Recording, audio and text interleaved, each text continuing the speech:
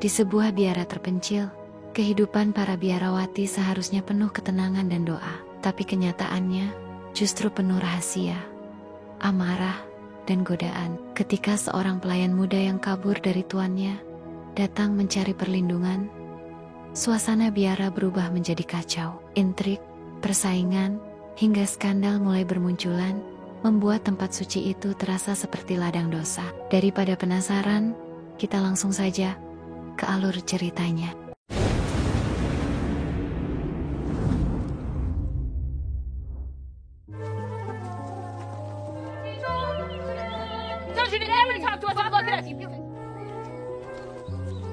Di awal film, kita diperlihatkan sekelompok biarawati di dalam gereja. Mereka berdoa, dipimpin oleh pendeta bernama Thomas.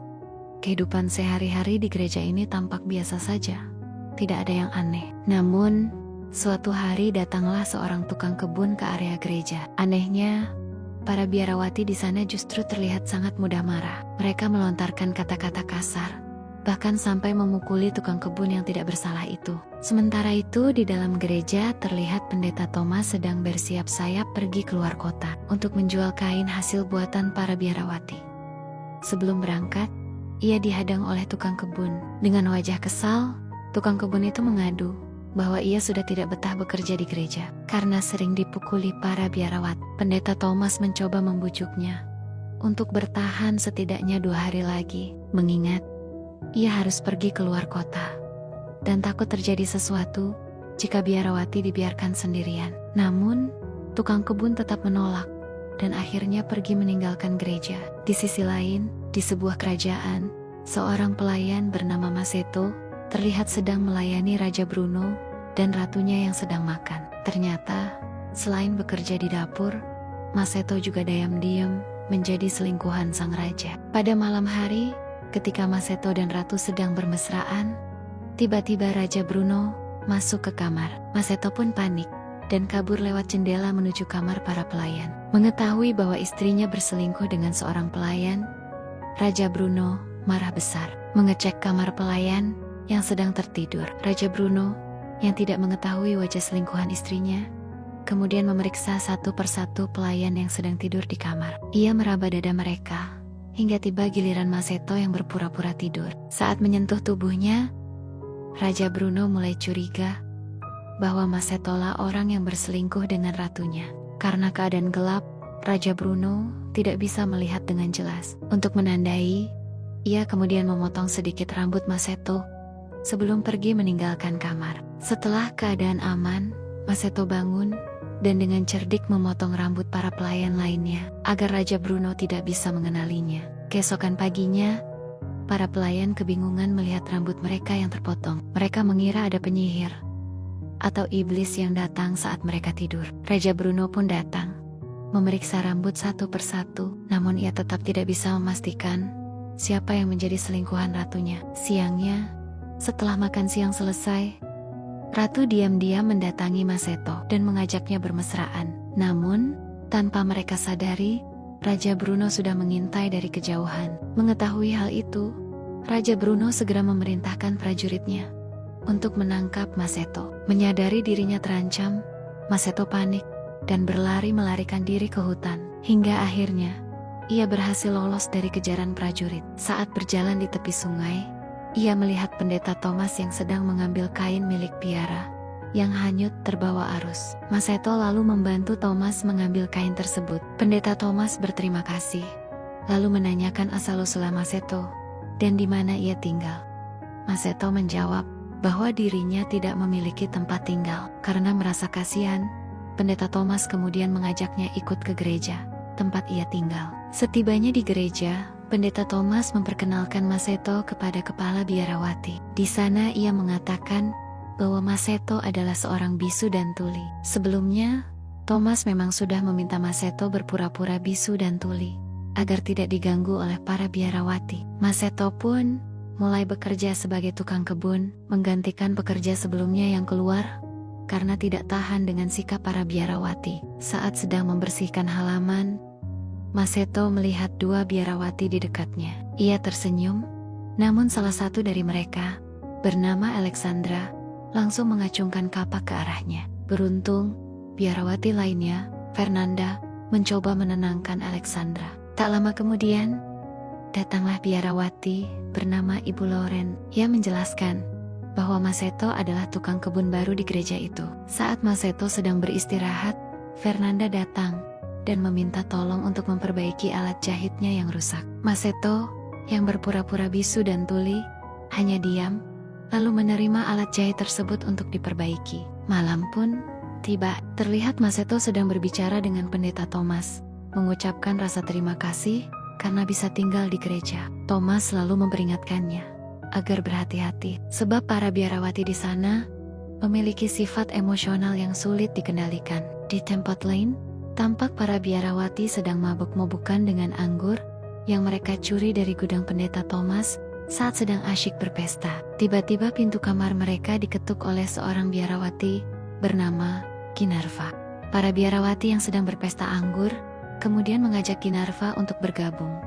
Namun, ajakan itu ditolak. Karena kesal, mereka sempat berusaha mengusir, bahkan berniat melukai Ginarva. Ginarva pun terpaksa ikut minum anggur bersama mereka. Ternyata, salah satu dari biarawati itu bukanlah biarawati sungguhan. Ia adalah Marta, teman Alexandra yang datang dari luar kota. Marta kemudian mulai menggoda Ginarva dengan pertanyaan-pertanyaan pribadi, termasuk apakah dirinya pernah disentuh oleh seorang pria. Faktanya, semua biarawati di gereja itu belum pernah berhubungan dengan laki-laki. Marta lalu menceritakan pengalamannya sendiri, yang membuat suasana pesta menjadi semakin liar. Malam itu, ketika Fernanda tertidur, Marta dan Alexandra semakin berani melakukan hal-hal yang tidak pantas di dalam biara. Keesokan paginya, saat Maseto sedang bekerja di kebun, Fernanda datang menghampirinya. Ia terlihat begitu perhatian, bahkan mulai menunjukkan ketertarikan khusus kepada Maseto. Suasana pun semakin intim, hingga mereka terbawa perasaan. Namun, tiba-tiba lonceng gereja berbunyi, membuat Fernanda buru-buru pergi, meninggalkan Maseto. Sementara itu, Marta dan Alexandra terlihat sedang meramu sesuatu untuk mempercantik diri. Setelah itu, mereka mendatangi gudang, tempat Maseto berada. Dengan berbagai cara, mereka mencoba menggoda dan menekan Maseto agar menuruti keinginan mereka. Namun, sebelum benar-benar terjadi apa-apa, keduanya justru pergi begitu saja, meninggalkan Maseto dalam keadaan kebingungan. Tidak lama kemudian, Maseto mendatangi kamar Fernanda. Saat itu, gereja sedang kedatangan tamu dari pihak keuskupan. Di tengah suasana yang seharusnya khidmat, Maseto dan Fernanda justru larut dalam hubungan terlarang di dalam kamar. Tiba-tiba, seorang biarawati tua masuk ke kamar Fernanda. Ia tidak menyadari bahwa Fernanda dan Maseto sedang berduaan. Maseto yang kaget tanpa sengaja mengucapkan kata-kata. Hal itu membuat Fernanda terkejut karena akhirnya mengetahui bahwa Maseto sebenarnya bisa berbicara. Karena panik, Maseto segera pergi, meninggalkan Fernanda bersama biarawati tua itu. Di tempat lain, terlihat Ginarva yang mengetahui Marta dan Alexandra sedang membuat ramuan kecantikan. Ia pun mencoba meracik ramuan serupa di gudang. Ginarva berharap bisa menarik perhatian Maseto setelah memakai ramuan itu. Sementara itu, Fernanda yang sudah mengetahui rahasia Maseto kemudian menuntut penjelasan. Maseto berusaha menjelaskan keadaan yang sebenarnya. Namun, tiba-tiba terdengar suara langkah seseorang yang mendekat. Ia segera menyuruh Fernanda bersembunyi, lalu berpura-pura tidur. Tak lama, Ginarva masuk dengan sikap aneh. Ia mendekati Maseto, meraba tubuhnya, dan mencoba menggoda.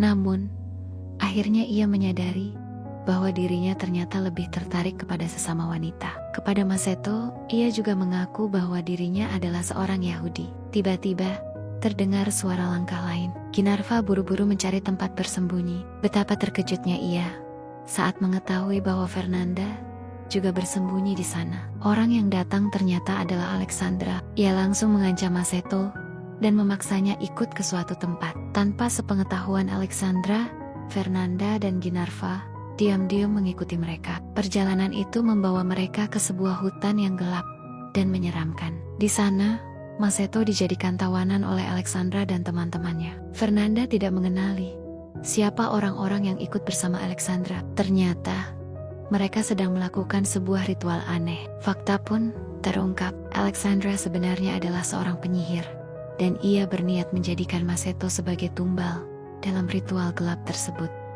Namun, tiba-tiba, Ginarva datang ke lokasi ritual dan berhasil mengacaukannya. Keesokan harinya, jati diri para biarawati akhirnya terungkap. Mereka pun dipaksa mengakui satu persatu kesalahan serta perbuatan dosa mereka di hadapan pastor uskup. Setelah menjatuhkan hukuman kepada para biarawati, pastor uskup juga mencabut jabatan pendeta Thomas. Ia kemudian berpamitan dan menyatakan akan pergi ke San Diego untuk menjadi seorang biksu. Sementara itu, Masetto ternyata telah ditangkap oleh prajurit Raja Bruno yang mengetahui keberadaannya. Ia dimasukkan ke dalam penjara kerajaan dan terlihat pasrah ketika Raja Bruno mengatakan bahwa dirinya akan dihukum mati. Namun, pada malam harinya saat penjaga lengah, datanglah Ginarva, Fernanda, dan juga Alexandra untuk menyelamatkannya. Mereka memberi syarat bahwa Masetto harus kembali tinggal di gereja bersama mereka. Masetto pun menyetujuinya. Mereka pergi meninggalkan penjara dengan penuh kebahagiaan, dan film ini pun berakhir.